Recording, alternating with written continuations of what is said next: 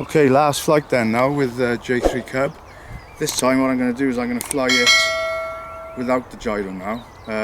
I've had to go with it on the stabilised, I've had to go on the optimised, and now I'm going to fly it without the gyro. So I've gone to low rates. So here we go.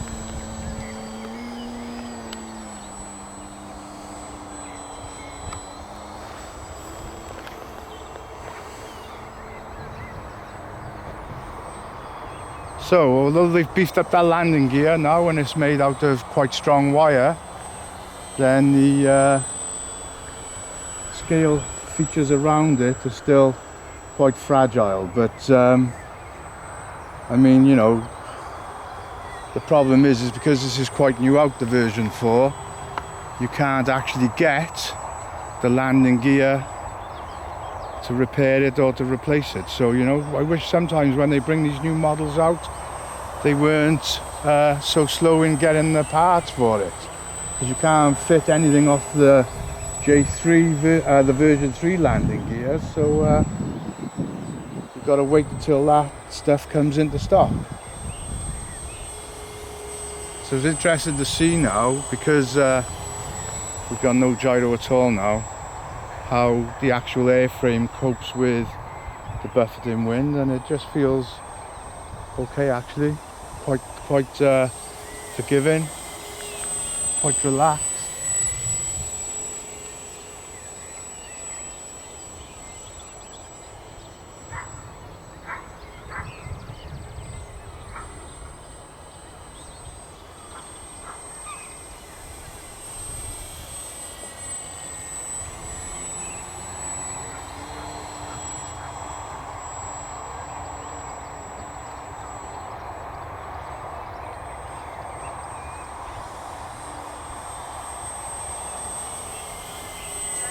And it's doing what a Cub does well, which is just potter around. I mean, not the most powerful plane in the world, the J3 Cub. I'm not sure what the engine produces as far as horsepower goes, but I think it's only just over 100 horsepower.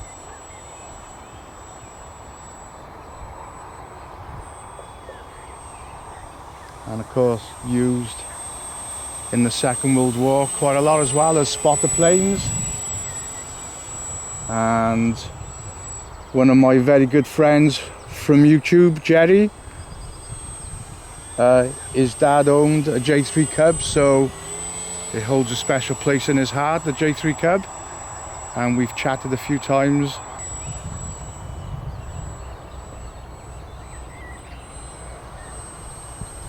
I love watching videos on YouTube of people restoring the J3 Cub as well.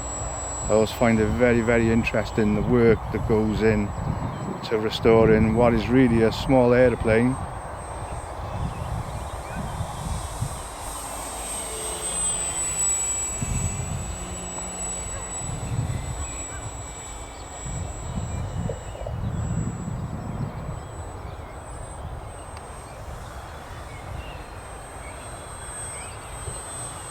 You can see there where it looks like I'm being a bit violent on the sticks. That's put the AS3 back on now, because wind picked up a little. The wind has started to buffet quite a lot. So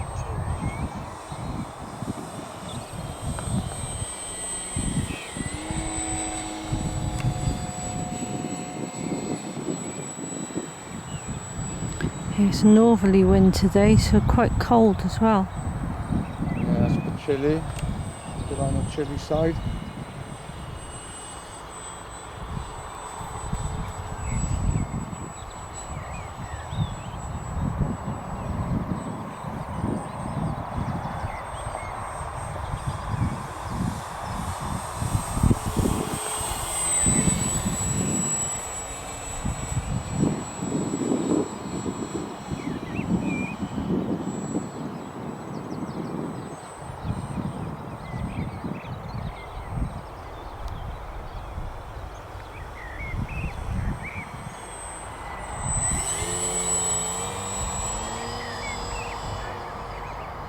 Yeah, I couldn't remember then what Jerry's channel was called as I was talking, so I was concentrating on flying. It's RC Taildraggin, and Jerry's a big fan of tail draggers just like myself,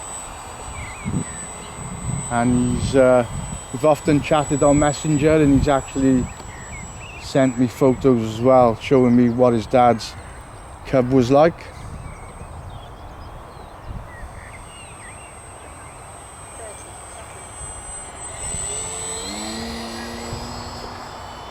And I've really enjoyed flying this. You know, it's sometimes the jets and everything, they're fantastic, but it's all fast and furious. This is just very relaxing to fly. I mean, you know, it has got power there when you open that throttle, but it's just a nice gentle flying cub.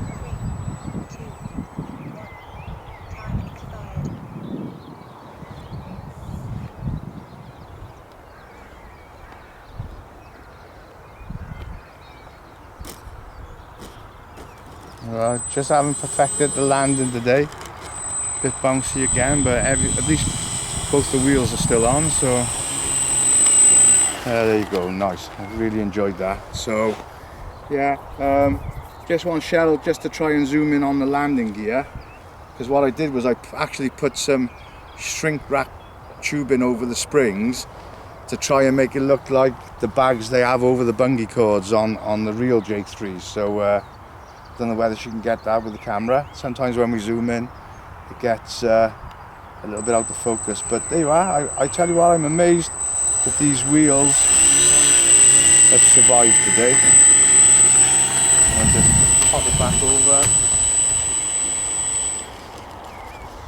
So there you go. Yeah, the FMS J3 Cub in the Swiss Scheme version 4 with the version 2 reflex gyro. Everything's version 2, version 4, version 3, honestly, but a very nice flying scale model plane. So I really enjoyed this morning, so thank you for watching. Bye.